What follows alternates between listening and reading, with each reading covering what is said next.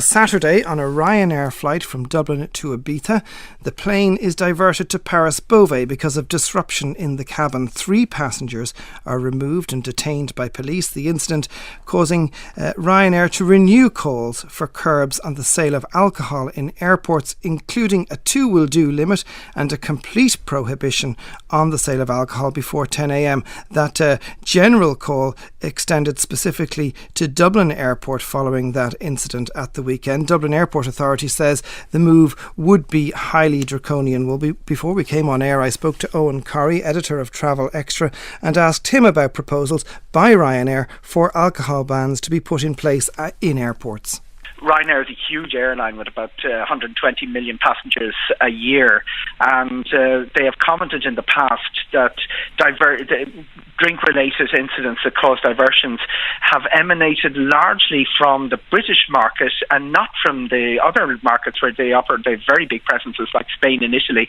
Sadly, Ireland has now been added to that list of shame, but I think the blame game between the airline and the airports will probably follow the same pattern as it did in England, where the airport said if Ryanair is unhappy about a passenger being overserved, they can always refuse them boarding at the gate.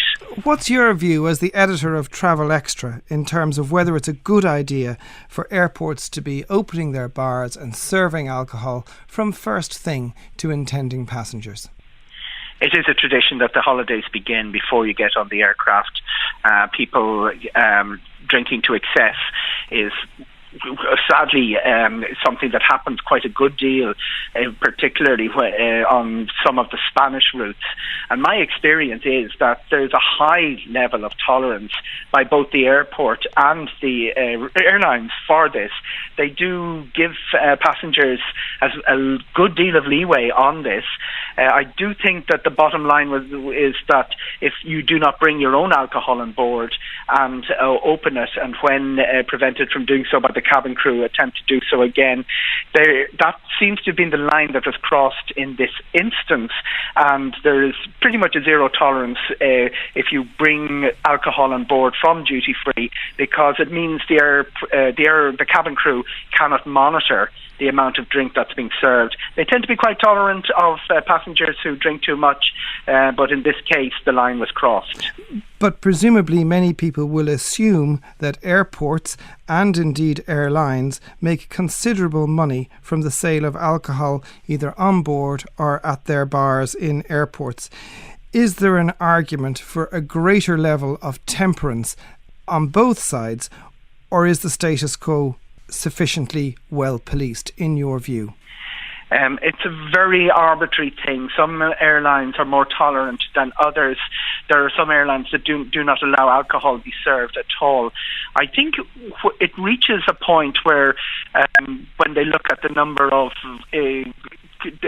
diversions that are caused by alcohol, when it reaches a certain level, that's when they start thinking about banning the sale of alcohol. At the moment, they put a lot of responsibility on the cabin crew, something passengers might not appreciate, that the cabin crew are held accountable for allowing passengers become uncontrollably drunk while in their care. Getting people from A to B, health and safety is the absolute priority, and it's not a bar in the common sense that we would understand. But there is tolerance of drinking, which has led to air rage incidents over the years, and every now and again, somebody does call for a total ban on alcohol, the same way as there was a total ban on smoking on flights. We're a long way off that. And that was Eoghan Corry, editor of Travel Extra. Well, we're joined on the line by Ryanair's Chief Marketing Officer, Kenny Jacobs. Kenny Jacobs, this incident undoubtedly very unpleasant on Saturday morning on that Dublin to Ibiza flight for not only your staff but for the passengers. How big a role did alcohol play in your understanding of what happened? In the case of these 3 individuals who caused the flight to be diverted, yes, we think alcohol was the main reason, and we think they had too much alcohol taken either at the airport or before they even got to the airport. I think the key thing I would point out, This is a rare occurrence, but when it does happen, it is disruptive. So in this case, there was 180 other passengers who had to be delayed as the plane diverted to Paris, but you also had another 180 people who would have been coming back on the same aircraft when it turned around in Ibiza that also would have been delayed.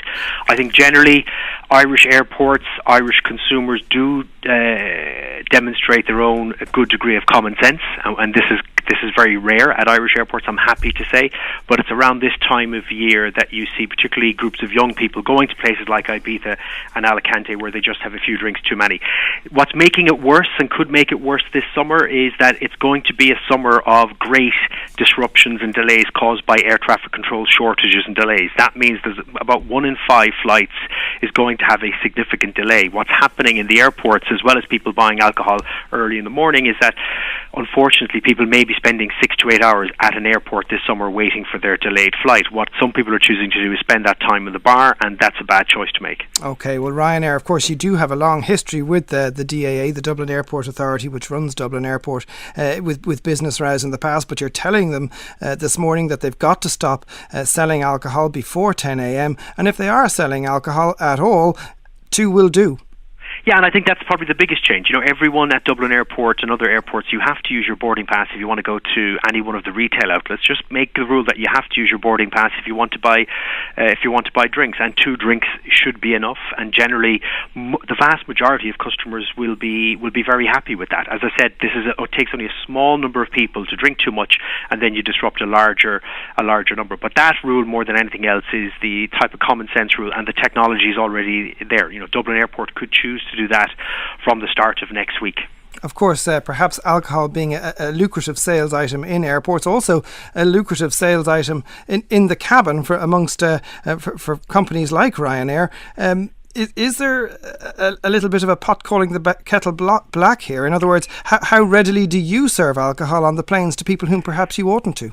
Yeah, I can understand why you would ask that. A couple of key things I would say. You know, our average flight length is about 90 minutes, and we only do short-haul flights. So even if we really did want to sell more, it's very limited what we're able to do. We've also trained all of our staff that if you see customers who have taken too much alcohol, that they're not to be served anymore. We've also started selling alcohol-free beer, which is a new addition. And when customers are disruptive and we have to divert, we will ban those customers. So I think we've done a lot. But you will sell alcohol before 10 a.m. on your flights? We will sell alcohol before 10 a.m. because the vast majority of, so far, I'm happy to say the vast majority of customers do demonstrate good sense. Now, if we see that changing over time... It is a little odd, though, isn't it? If you're travelling with small children, for instance, and you see that the cabin crew coming down with a trolley and serving beers and spirits to grown men and women, it doesn't seem quite right somehow, if you know what I'm trying to say. And Chris, you'd be amazed, but it's a very, very small number of passengers actually we see on board that would buy alcohol before 10. So it may be 1 or 2 on every flight. But perhaps it's a policy you should implement yourselves before you ask the DAA to do the same. And we may. We'll keep a very open mind, and we will absolutely look at ourselves and say, should we do more? But again, it's not the total ban that I think is the solution. I would agree that I hope we don't get there. What's better than a total ban is that people just use common sense. And 2 drinks, as judged by you can only use this 1 boarding pass to buy 2 drinks, I think will solve this problem. Kenny Jacobs of Ryanair, thank you for joining us this lunchtime.